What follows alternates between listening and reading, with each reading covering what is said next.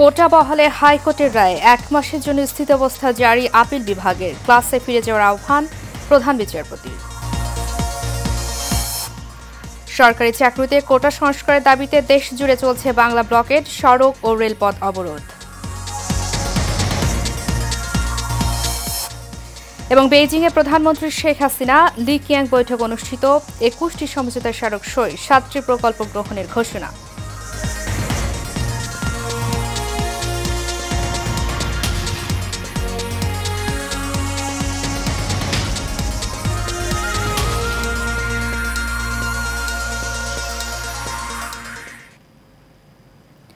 স্বাগত এশিয়ান নিউজে।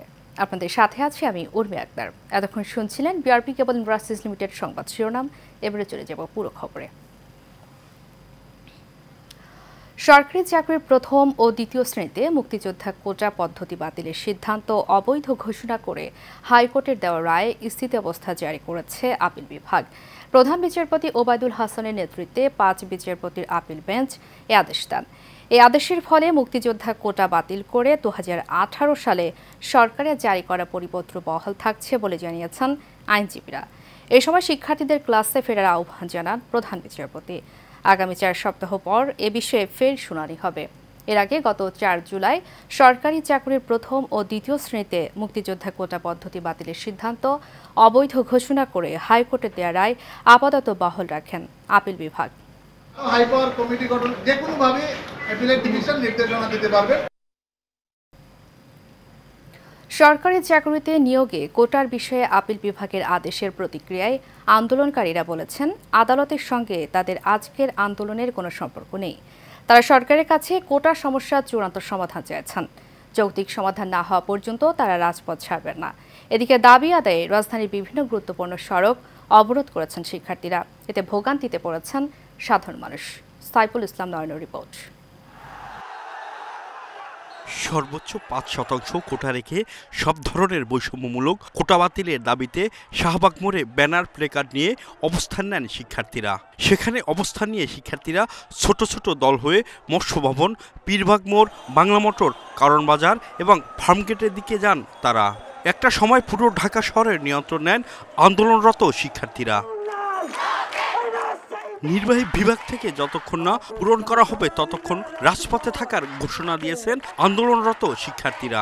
আমাদের দাবি একটাই যে আমরা মেধা দিয়ে, আমরা কোটা না, আমরা মেধার মাধ্যমে আমরা সুযোগ চাই। স্থায়ী সমাধান এটাই যে মেধাবীরা তাদের যোগ্যতা দিয়ে দেশের সর্বোচ্চ থেকে একদম প্রত্যেকটা পর্যায়ে যেন তাদের অবস্থান নিশ্চিত করতে পারে। এখন তো আমাদের আন্দোলন আরো জোরদার হয়ে যাবে। আমরা এই দাবি আদায় না করা পর্যন্ত রাজপথ ছাড়ব না। ছাত্র আন্দোলনের অন্যতম সমন্বয়ক হাসানাত আব্দুল্লাহ বলেন, আদালতের কাছে কোটার যৌক্তিক দাবি সংস্কার করে সংসদে আইন পাশ করতে হবে।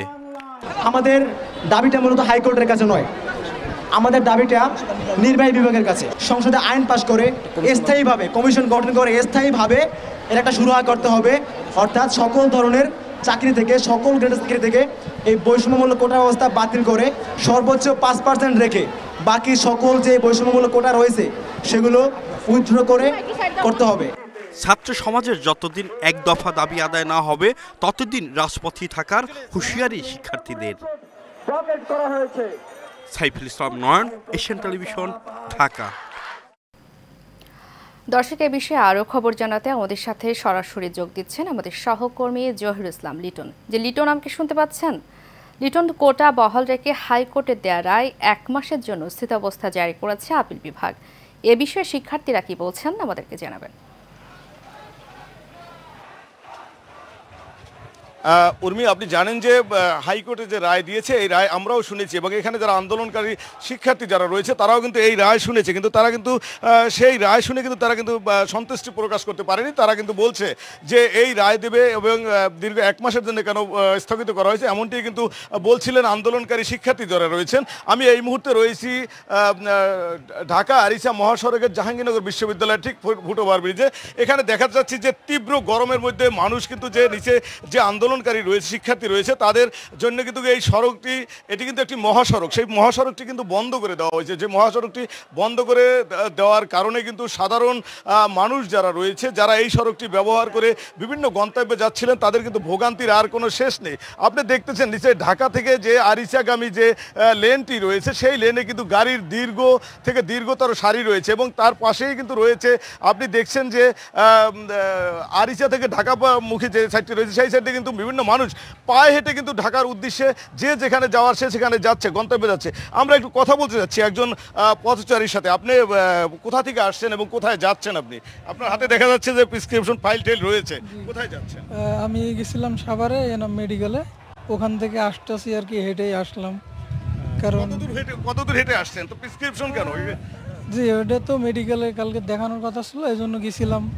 আসতে আসতে আপনার এত লাগে আর কি। অনেক দূর হেঁটে আসছেন। কোথায় যাবেন আপনি? যাবেন? আমি যাবো নবীনগর। নবীনগর মধ্যে হেঁটে যেতে হবে? এখন না কিছু না পাইলে তো যাওয়াই লাগবে, যেহেতু আন্দোলন ডাক। কোনো বাহন পাচ্ছেন না? ধন্যবাদ। আমরা শুনছিলাম একজন পথচারীর কথা যে তিনি কষ্ট আসছে। ভাই, আমরা আরেকজন পথচারীর সাথে একটু কথা বলতে যাচ্ছি যে ভাই, আপনি এখন কোথা থেকে আসলেন? দেখলাম যে ছোট বাচ্চা নিয়ে আসলেন, তীব্র গরমে। কোথা থেকে আসলেন এবং কোথায় যাচ্ছেন? আমি যাচ্ছি মানিকগঞ্জ, এখন সাভার থেকে আসতেছি। সাভার থেকে আসছেন? হ্যাঁ, হেঁটে আসলাম। এখন হেঁটে আসছেন এই বাচ্চা নিয়ে। হ্যাঁ, একটু আপনার অনুভূতিটা একটু যদি বলতেন যে কি অবস্থা রয়েছে। এটা অনুভূতি কি বলবো, অনুভূতি অনেক ধিক্কারজনক। এটা এই বাংলাদেশ আমরা চাইনি। আপনি যে আন্দোলনের বিষয়, ছাত্ররা যে আন্দোলনটা করতেছে, কোঠা আন্দোলন, এই বিষয়টা নিয়ে আপনি কি এই বিষয়টা নিয়ে কি বলতে চাচ্ছেন? অবশ্যই আমাদের তাদের সাথে আমরা একমত। অবশ্যই আন্দোলনকারীদের, আপনি তীব্র এত কষ্ট করতেছেন, তারপরও আন্দোলনকারীদের সাথে আপনি একমত রয়েছেন? ইয়েস, আমরা একমত। হয়তো তারা দেশের ভালোর জন্যই কিছু করছে। আমরা আপনারা এই কষ্টটা মেনে নিয়েছি? মেনে নিয়েছি। সবার সাথে বাংলাদেশের জনগণ যেভাবে শান্তি পাবে, যেভাবে ভালো কিছু হবে, সেই আশা আমরাও করি। যেমনটি শুনছিলেন যে পথচারী যারা রয়েছে, তারা কিন্তু তীব্র গরমের মধ্যে ছোট্ট একটি বাচ্চা নিয়ে কিন্তু তারা কিন্তু অনেক কষ্ট করতেছেন, তারপরেও কিন্তু আন্দোলনকারী যারা রয়েছে তাদের সাথে কিন্তু একমত পোষণ করে যাচ্ছেন। এবং আমরা এইরকম আমাদের অনেক পথচারীর সাথে আমরা কথা বলেছি, তারা সকলেই বলছেন যে এখান থেকে যে একটি যে কোঠা বৈষম্য রয়েছে, সেই কোঠা বৈষম্য থেকে সরে আসার জন্য কিন্তু অনেক যারা রয়েছেন তারা কিন্তু এই আন্দোলনকারীদের সাথে একাত্মতা প্রকাশ করতেছেন। পাশাপাশি আমরা আন্দোলনকারীদের সাথে কথা বলেছি যে তারা কিন্তু যে বিজ্ঞ আদালত যে রায় দিয়েছে, সেই রায়ের প্রতি তারা সন্তুষ্ট না। তারা বলছেন যে আমরা যতক্ষণ পর্যন্ত 5% বা এর কাছাকাছি না আসবে, ততক্ষণ পর্যন্ত তারা তাদের আন্দোলন চালিয়ে যাবে এবং তারা রাজপথ থেকে শুরু করে কোনো কিছুই তারা ছেড়ে দেবেন, এমনটি বলছেন কিন্তু আন্দোলনকারী শিক্ষার্থী যারা রয়েছেন। তো এই ছিল আমার কাছে জাহাঙ্গীরনগর বিশ্ববিদ্যালয়ের আন্দোলনের আজকের মতো সর্বশেষ তথ্য। উর্মি। লিটন, ধন্যবাদ আপনাকে। দর্শক, আমাদের সাথে কোটা বহালের আন্দোলনের খবরাখবর নিয়ে যুক্ত ছিলেন আমাদের সহকর্মী লিটন। চলে যাচ্ছি পরবর্তী প্রসঙ্গে।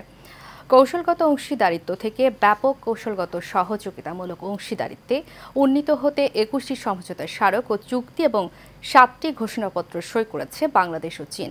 এর মধ্যে 2টি সমঝোতার স্মারক নবায়ন করা হয়েছে। স্থানীয় সময় দুপুরে বেইজিংয়ের গ্রেট হল অব দ্য পিপল এই সফররত প্রধানমন্ত্রী শেখ হাসিনা এবং চীনের প্রধানমন্ত্রী লি কিয়াংয়ের উপস্থিতিতে দুই দেশের মধ্যে এসব চুক্তি, সমঝোতা এবং ঘোষণাপত্র সই হয়। চুক্তি ও সমঝোতার স্মারক সইয়ের আগে গ্রেট হলে দুই দেশের প্রতিনিধিদের নিয়ে দ্বিপাক্ষিক বৈঠক করেন লি কিয়াং এবং শেখ হাসিনা। দ্বিপাক্ষিক বৈঠকে রোহিঙ্গা ইস্যু ছাড়াও দুই দেশের মধ্যকার ব্যবসা বাণিজ্য, বিনিয়োগ, দ্বিপাক্ষিক সম্পর্ক ও সহযোগিতা সহ আঞ্চলিক ও আন্তর্জাতিক বিভিন্ন বিষয়ে আলোচনা হয়। দ্বিপাক্ষিক বৈঠকের পর দুই প্রধানমন্ত্রী চুক্তি ও সমঝোতার স্মারক সই, ঘোষণাপত্র সই এবং দলিল হস্তান্তর প্রত্যক্ষ করেন। এর আগে সকালে গ্রেট হলে পৌঁছলে শেখ হাসিনাকে স্বাগত জানান চীনের প্রধানমন্ত্রী লি কিয়াং। এখানে শেখ হাসিনাকে রাষ্ট্রীয়ভাবে অভ্যর্থনা জানিয়ে লাল গালিচার সংবর্ধনা ও গার্ড অব অনার প্রদান করা হয়।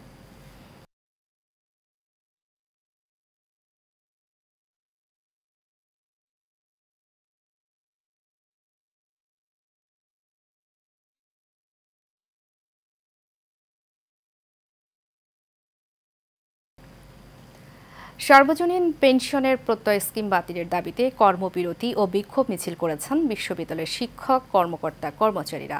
ফলে বিশ্ববিদ্যালয়ের ক্লাস, পরীক্ষা সহ সব কার্যক্রম বন্ধ হয়ে যায়।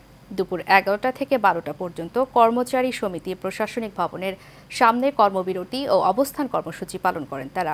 পরে প্রশাসনিক ভবন থেকে শহীদ মিনার হয়ে ব্যবসায় অনুষদ দিয়ে প্রশাসনিক ভবনে মিছিল করেন। মেধার যুদ্ধ হচ্ছে ভবিষ্যতে যারা মেধাবী তাদের রক্ষার জন্য আমাদের যাবে না।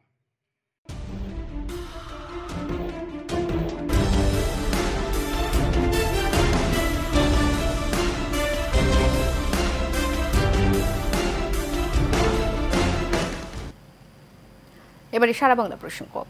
দেশের বন্যা কবলিত নিম্ন অঞ্চল ও নদী তীরবর্তী এলাকায় পরিস্থিতি ধীরে ধীরে স্বাভাবিক হচ্ছে। নদী তীরবর্তী এলাকার বাঁধে আশ্রয় নেওয়া মানুষেরা ফিরছে বাড়িতে। তবে নিম্ন অঞ্চলের বাড়িঘর থেকে পানি নেমে যেতে আগামী সপ্তাহ পর্যন্ত সময় লাগতে পারে বলে জানিয়েছে পানি উন্নয়ন বোর্ড। টানা কয়েকদিন বাড়ার পর কমতে শুরু করেছে বগুড়ার যমুনার পানি। গত 24 ঘন্টায় 9 সেন্টিমিটার পানি কমে এখন পানি বিপদসীমার 33 সেন্টিমিটার উপর দিয়ে প্রবাহিত হচ্ছে। পানি কমে যাওয়ার সঙ্গে সঙ্গে বাড়ছে নদী ভাঙন। অন্যদিকে বন্যার পানি কমলেও হতাশা আর দুশ্চিন্তায় পড়েছে বন্যা কবলিত এলাকার পরিবারগুলো। চরাঞ্চলের কৃষিভিত্তিক যাদের জীবন জীবিকা চরম বেকারে পড়েছেন তারা। পানি নেমে গেলেও বন্যার কারণে কর্মহীন হয়ে পড়ায় খেয়ে না খেয়ে দিন কাটাচ্ছেন দিনমজুর এই পরিবারগুলো। হাঁস মুরগি সব ভেসে চলে গেছে, খাওয়ার কষ্ট, থাকার কষ্ট। বন্যায় বাড়ি ঘরে পানি এবং 4-5 বিঘা জমি পাট খায় গেছে গা। তা মাননীয় এমপি মহোদয় সারেখান্তি এমপি মহোদয় শারদা মান্না ইনি আমাদের অনেক সুযোগ সুবিধা খোঁজখবর রাখে এবং ত্রাণ সহযোগিতাও করে। গাইবান্ধার ফুলছড়িতে চরাঞ্চল বন্যার পানিতে তলিয়ে যাওয়ায় দুর্ভোগে পড়েছে বানভাসীরা। অনেকে আশ্রয় নিয়েছে এসকেএস ফাউন্ডেশনের করে দেওয়া উঁচু স্থানের। কিছুক্ষণ আগে সেখানকার সর্বশেষ তথ্য জানিয়েছেন সহকর্মী সুমল মণ্ডল। রয়েছি এটি ফুলছড়ি উপজেলার ফজলুপুর ইউনিয়নের পশ্চিম খাটিয়ামারির চর। আসলে এই জায়গাটিতে ইউএসএআইডি এর অর্থায়নে কেয়ার বাংলাদেশের সহযোগিতায় এসকেএস ফাউন্ডেশন কর্তৃক বাস্তবায়নে সৌহার্দ্য 3 ডিআরআর প্রকল্পের আওতায় কিন্তু 25টি বাড়ি ও একটি স্কুলের ভিটে উঁচু করে দিয়েছে। এর ফলে কিন্তু যে এই চরের বাসিন্দারা যে এখানে আশ্রয় নিয়েছে তা নয়, শুধু এবং পার্শ্ববর্তী চর থেকেও কিন্তু বিভিন্ন মানুষরা কিন্তু এসে আশ্রয় নিয়েছে। তো আমি আপনাকে একটি জিনিস বলে রাখি যে এই দুইটি যে চরে যে যে আশ্রয় নিয়েছে তাদের কিন্তু বরাবরই একটি দাবি ছিল যে সরকারিভাবে যে স্থায়ী একটি আশ্রয় কেন্দ্র। তো সেই জায়গাতে কিন্তু এখন এই যে ইউএসএআইডি এর অর্থায়নের যে প্রকল্পটি যে উঁচুকরণ করে দিয়েছে এটা কিন্তু একটি আলোর মুখ দেখিয়েছে। তো আসলে আমি এই বিষয়ে একটু কথা বলতে চাই যে এই যে ভিটে উঁচুকরণ করার ফলে আসলে আপনাদের কি উপকার হয়েছে যদি একটু বলতেন। অনেক উপকার হয়েছে। আমরা বন্যার সময় পানিতে ভাসতাম, আবার আমাদের পুরুষ মানুষ নৌকা দিয়ে এদিকে দিয়ে যাইতে পারতাম। আর গবাদি পশুগুলো অনেক সমস্যা ছিল, এমনকি পানিতে ভেসে অনেক মারাও যেত। দেখেন আমাদের শুধু সুবিধা না, এই ভিটা উঁচু করার কারণে সুবিধা আমাদের না, অন্যান্য চরের অনেক লোক এই যে স্কুল মাঠে আশ্রয় নিয়েছে, অনেক গরু বাছুর নিয়ে তারা মনে করেন যে অনেক সুবিধা ভোগ করতেছে। আসলে ধন্যবাদ আপনাকে। যেমনটি শুনলেন যে এই ভিটে উঁচু করার কারণে তারা কিন্তু তাদের গবাদি পশু নিয়ে তারা এই উঁচু স্থানটিতে কিন্তু আশ্রয় নিয়েছে। তো আসলে এই যে স্থায়ী যে আশ্রয় কেন্দ্রের যে বিষয়টি রয়েছে, এই রকম যদি প্রতিটি চর যদি ভিটে উঁচুকরণ প্রকল্পের মাধ্যমে যদি উঁচু করে দেওয়া যায় তাহলে আসলে কিন্তু বন্যার্থীদের যে একটি যে তাদের যে আশ্রয়স্থল এটি কিন্তু তাদের নিশ্চিত হবে। তো আসলে এই ছিল গাইবান্ধার ফুলছড়ি উপজেলার খাটিয়ামারির চর থেকে সর্বশেষ। Titas gas transmission and distribution company limited Gazipur Kaliakair Chandra zonal অফিসের উদ্যোগে কোনাবাড়ির দেউলিয়াবাড়ি ও এশিয়ানগর হাউজিং এলাকায় অভিযান চালিয়ে অবৈধ গ্যাস সংযোগ বিচ্ছিন্ন করা হয়েছে। নির্বাহী ম্যাজিস্ট্রেট আরফুন নাহার এই অভিযান পরিচালনা করেন। এ সময় অবৈধ গ্যাস ব্যবহারের দায়ে 75টি বাড়িতে 240টি চুলা বিচ্ছিন্ন করা হয়। জব্দ করা হয়েছে রাইজার পাইপ সহ বিভিন্ন মালামাল। এছাড়া অবৈধ গ্যাস ব্যবহারের দায়ে 8 জনকে মোট 4,35,000 টাকা জরিমানা করেছে ভ্রাম্যমাণ আদালত। এ সময় আর উপস্থিত ছিলেন ব্যবস্থাপক প্রকৌশলী মোহাম্মদ মুস্তফা মাহবুব, প্রকৌশলী রায়হান কবির, সহকারী প্রকৌশলী মাসুদ বিন ইউসুফ সহ Titas gas transmission and distribution company limited Chandra zonal অফিসের কর্মকর্তারা।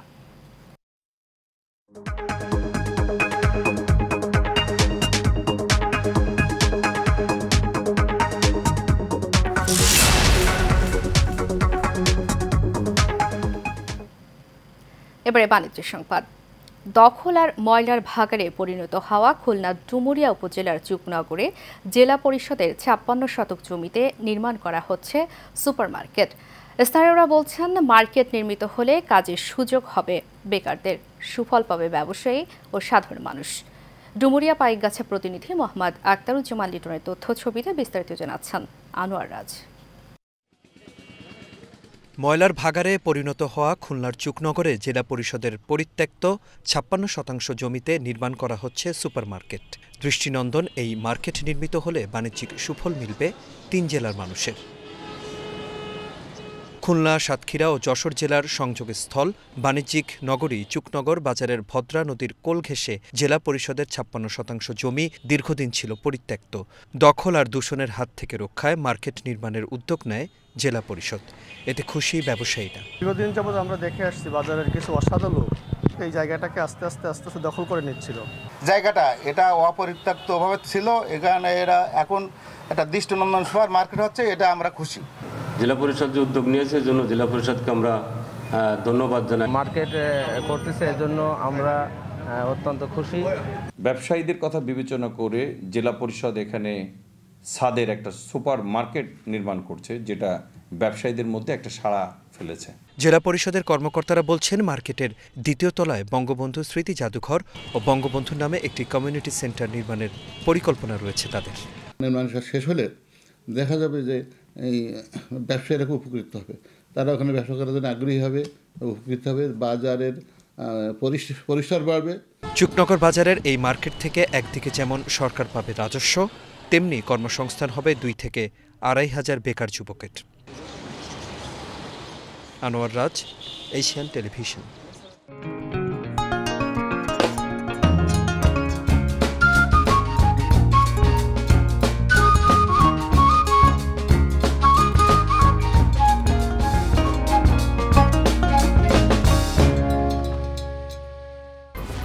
এক্সপার্ট B500 CWR স্বাধীনতার সুবর্ণ জয়ন্তীতে নতুন বাংলাদেশ গড়ার প্রত্যয়। HM steel B500 CWR।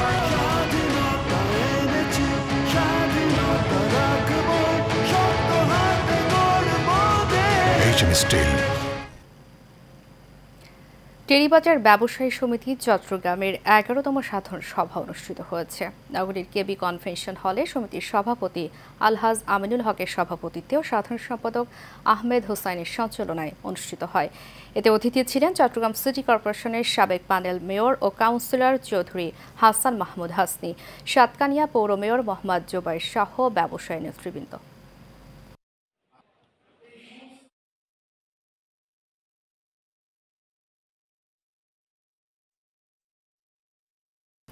শেষ করব এশিয়া নিউজ। তার আগে বিআরবি কেবল ইন্ডাস্ট্রিজ লিমিটেড সংবাদ শিরোনামগুলো জানাবো আরও একবার। কোটা বহালে হাইকোর্টের রায়, ১ মাসের জন্য স্থিতাবস্থা জারি আপিল বিভাগে। ক্লাসে ফিরে যাওয়ার আহ্বান প্রধান বিচারপতি। সরকারি চাকরিতে কোটা সংস্কারের দাবিতে দেশ জুড়ে চলছে বাংলা ব্লকেড, সড়ক ও রেলপথ অবরোধ। এবং বেইজিংয়ে প্রধানমন্ত্রী শেখ হাসিনা ও লি কিয়াং বৈঠক অনুষ্ঠিত, ২১টি সমঝোতা স্মারক সই, ৭টি প্রকল্প গ্রহণের ঘোষণা।